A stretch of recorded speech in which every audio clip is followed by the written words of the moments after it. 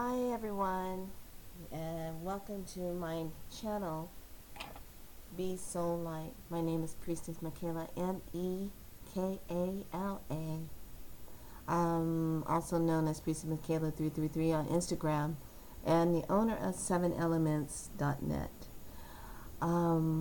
This is my first video, and this is June 4th of 2019. I wanted to get this in. And before I start and go into the video, I'm doing this from a challenge point of view because I got challenged to do a video today and post it and put it up. So I said, okay, fine. I'll meet that challenge. I'm okay with the challenge. I'll go ahead and do it. First of all, I want to give a shout out to all the YouTubers that I have been watching. And starting off with Lisa Transcendent Brown for all of her wonderful work of preparing us moving into this higher frequency on Mother Earth. Thank you so much for all your teachings. Bahati Life, such a wonderful sager and seer. Love your medicine. Thank you so much for all that you do. Luna, thank you so much for all that you do and all your teachings. Light Star and Kalina, thank you so much for all of your work. Andrew Martin, thank you so much for all your work. And the list kind of goes on. Valerie Love, thank you so much for all your work that you've been doing in the community. And so now today is my day that I am starting my Be Soul Light program and becoming a YouTuber. I'm not sure how many posts I'll be doing. I literally go by what Creator tells me to do. My higher self, being geared towards that. I just got back from Mount Shasta, a fabulous time at Stewart Springs. Stayed overnight on the land, and oh my goodness, it was so good. I loved it. Oh, and Mount Shasta's second home to me. I love Mount Shasta. So being someone that just is a hop, skip, and a jump away from Mount Shasta, I love it. So a little bit about myself. I am a holistic practitioner / energy, spiral light, energy healer, and light language, and sun dancer, priestess. And I walk my medicine, who I am. And let me tell you, it has not been a very easy walk because it's been one of those walks where I've had to kind of be in the shadows and not really say exactly who I am or speak about who I am or kind of be quiet about it. I come from a nursing background as an LVN, and I still work as an LVN, but not in the hospitals. I still keep myself current, but I'm doing my work, doing what I'm supposed to be doing. So that's a little bit about me. As my channel grows, I will share more about myself. And for now, right now, my teachings will be voice, hands, and maybe certain medicine tools that I'll place in front and talk about. But today I'm going to talk about the one thing that's been heavy on my mind since I got back from Shasta. And this one is called the Medicine Talk. Now we're coming into summer, and we're in June right now. June is preparing us for what is to come in July. We have a lot of planetarial type of things that will be taking place in July with the eclipse that are coming. And each eclipse energy lasts for 6 months. So we got 2 coming in next month. So with that being said, not even just the eclipse, we also have Mercury retrograde that's coming in. And I don't worry about Mercury retrograde. I used to be fearful of it, but I also take it as a time, a great redo medicine time, or redo, or look at something and redo something. Those are the times I take it in for. So let's talk about some medicine. Let's talk about how do you be respectful around ancestors or elders who have medicine. You might travel, and what if you're invited to a lodge or someone is going to do a ceremony and you're invited to it?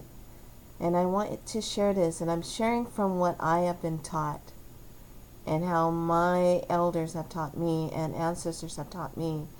Anyone with medicine, whether it be their prayer wing, a rattle, medicine bowl, a drum, anything that is their medicine and that they use,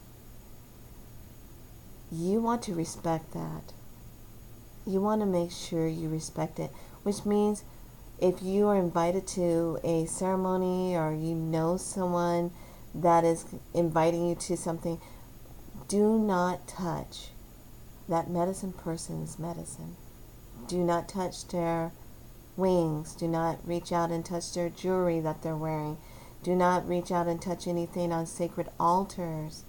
I've seen people blatantly just go pick up other people's medicine tools without asking permission to touch it. And technically speaking, you're just not supposed to be touching anybody else's medicine tools unless you're trying to move it out of the way. And then the proper etiquette is to, hi, I want to know, may I have permission to touch or to move this out of the way?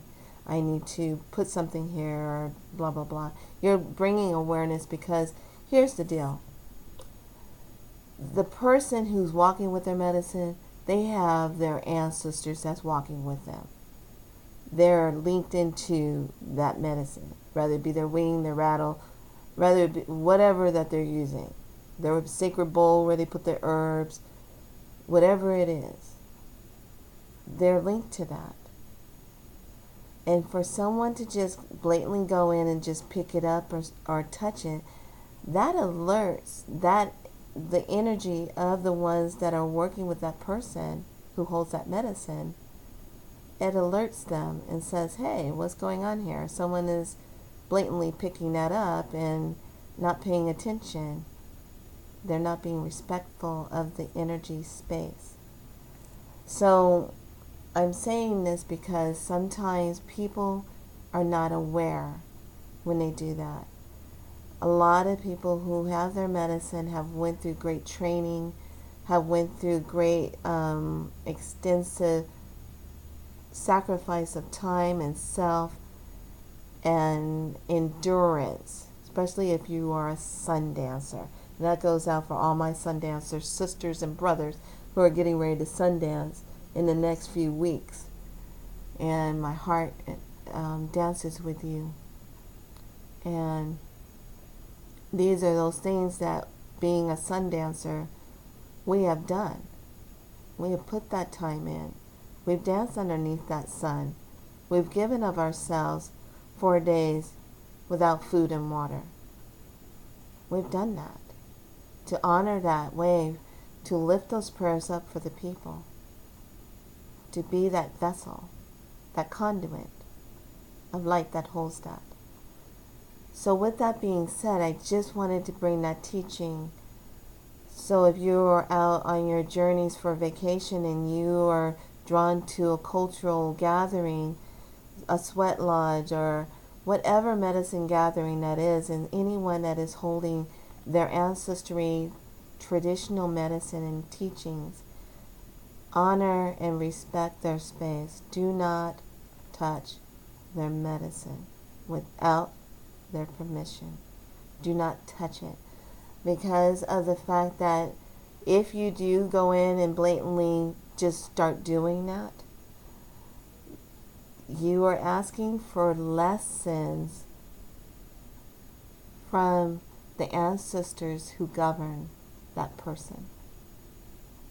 And I'm saying that in a very gentle way, because sometimes those lessons aren't going to be very nice.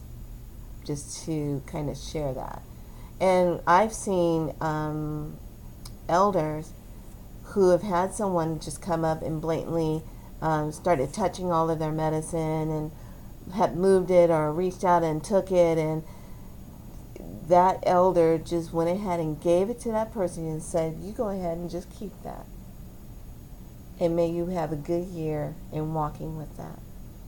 So that means a whole year you're going to experience that medicine that was not yours to be touching. And this is how it was explained to me. It's the same if you were to go into a hoodoo shop and you're walking around and you see those altars and they have money on it, and you decide that you might take a few dollars off that altar, or touch something, or take something off of it and throw it in your purse or throw it in your pocket. Do not think for an instant that those spirit beings that are guardians to the one that holds that space are not going to be following you and making you think about bringing it back or making it right. This is very real. So I hope I'm saying something to kind of put that in the back of your head, so when you're out on your journeys this summer, I want you to remember those things. Be respectful of those sacred places that you're going to and ceremonies that you're going to. Be respectful with your words. Be respectful. Hold that respect, that honor. Just respect. If it's not your medicine, don't disrespect the other person's medicine at all. Let's talk about when you go down into the Grand Canyon. I've had people telling me they're so excited they're going to go down into the Grand Canyon and they're going on a hike. And I always say, oh, that's nice. Make sure you take some kind of offering, like a tobacco, before you start on that journey down those pathways. And I always get that look, why? And I said, because you're stepping down into the past. You're stepping down into where there is great energies, ancestral spirits, elemental spirit beings in that area. You're stepping down into that. So it would be nice to take some tobacco before you start on that descent down into that pathway, going down on that hike, and offer up some tobacco to those spirit beings and say, I come here in peace. I am just walking on this path.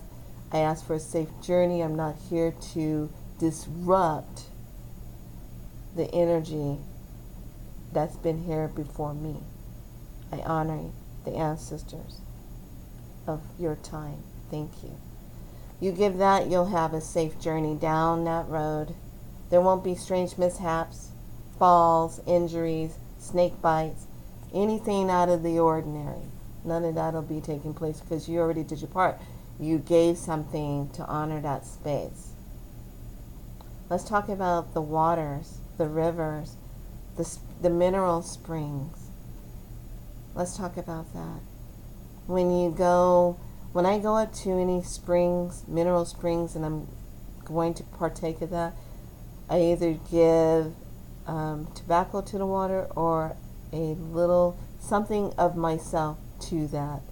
Usually, sometimes I might do just a one little strand of my hair, just to say thank you for letting me be a part of the sacred waters, because that's honoring the elemental beings of the water and also being respectful.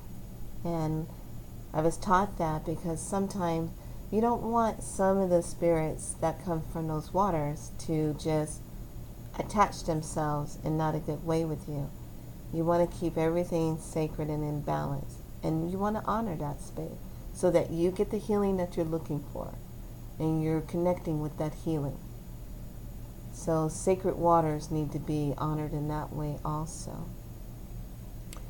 If you are a practitioner and you are being called upon for your work, like many times I get called upon for house clearings or healings, or somebody needs your help for something, and you go and you provide that, or they're coming to see you for that healing. Here's the trade-off of the healing energy. Rather, you're putting out there for a payment on it, or either a giveaway on it, depending on what your practice is and what you're doing.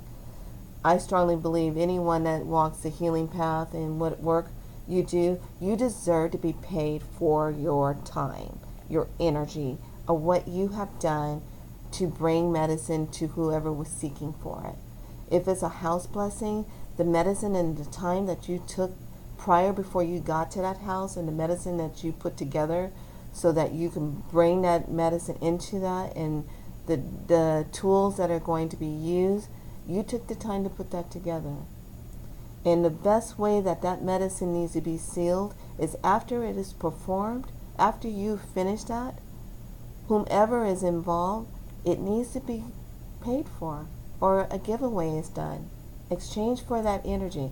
You want to have an exchange for that energy, and it's best to do it right when it's finished. You don't want to leave that person waiting for that closure of it, of that energy exchange. Because what happens, their team, and this is the phenomenon that happens, they were all together to help with that medicine. They all brought their energy in to help be the conduit energy with that person to help bring that in. This is what you asked for. And then if you don't do the energy closure with that, it comes undone. All of it comes undone. And then sometimes the energies are stronger than what it was before. But it comes undone. So, those of you that do your work and the ones haven't paid you or so, if you've done the proper thing and said, hey, I just did this work for you, you have not exchanged energy, rather it be payment or a giveaway, whatever that is, I'd like to know how you'd like to settle that up. Most people know when they call someone for that medicine or whatever is going to be done, they know that there's an exchange at the end of it. Most people know that. Or else you wouldn't be calling them. You wouldn't be calling and asking. So those of you that walk this path, you deserve to be paid for what you do. Some kind of energy exchange has to be done. Don't do your work for free. Okay? There's always an exchange for that energy.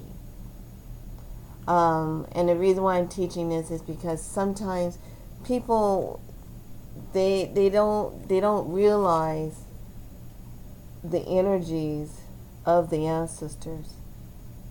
They very much so watch and hear everything that's being said. They know. So I just wanted to come on here and do this teaching about medicine, and this is probably just going to be the first part of it.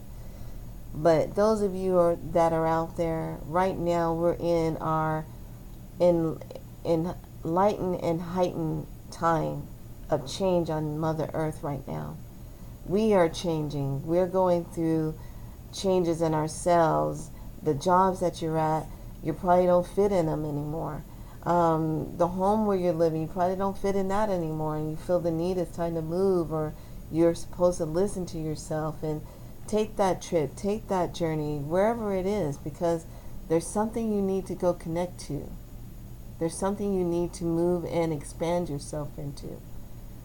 So listen to Spirit, because a lot of times you're being tested to see if you're really listening. So I just want people to know that. And to make sure that you are staying true to yourself and honoring that. And if you get invited to a lodge, please be respectful at your lodges. Do things in a good way. Listen to how Creator wants you to do that.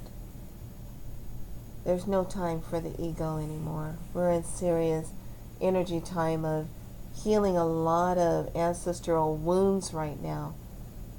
And I'm going to close out this video with this. There are a lot of things that need to be healed on this planet. With all of us. And if you watch this show, Game of Thrones, There was one key factor that was the message in the whole final season of Game of Thrones. Each person had did something wrong to that person or that family or that lineage, and someone had to come and clean it up with that person. They had to make it right. Each one had something to do, to clean up, to make right, to close the chapter, to finalize something, to go help out if they committed a wrong to someone in that family or that kingdom, or however you want to look at it in Game of Thrones. That was the key message. So I leave you with this. We are in a healing time on this planet.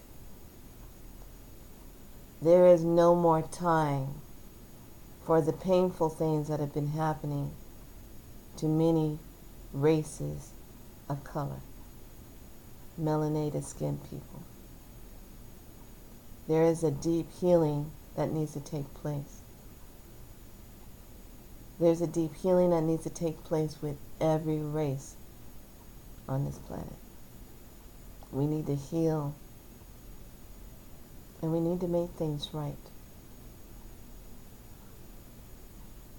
We need to make it right, not just because of ourselves, but for the future of the children and on this earth that we call home. Some of us aren't walking right. Some of us think we're better than somebody else. Rather it's how you eat, rather it's how you dress, rather it's how you what church you go to, or whatever it is. The bottom line is, remember who you are. Why did you come here? How can you be on this planet and have everyday heaven, everyday paradise? How can we live in balance with each other?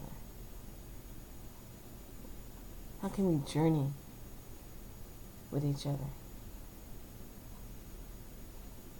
How can we not have starving children and homeless people?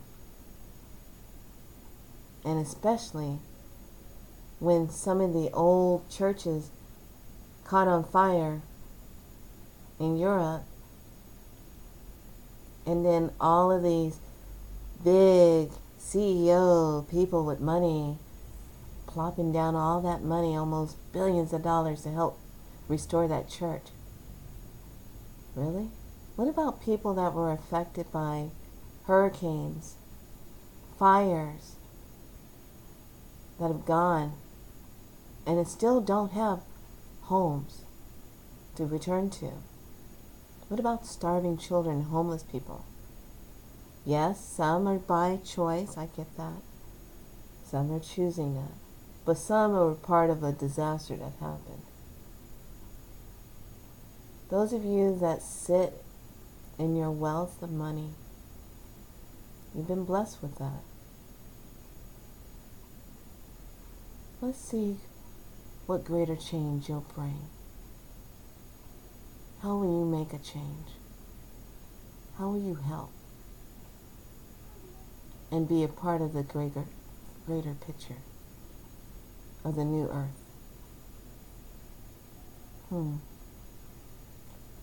Sounds like some time for me to sit back and get comfortable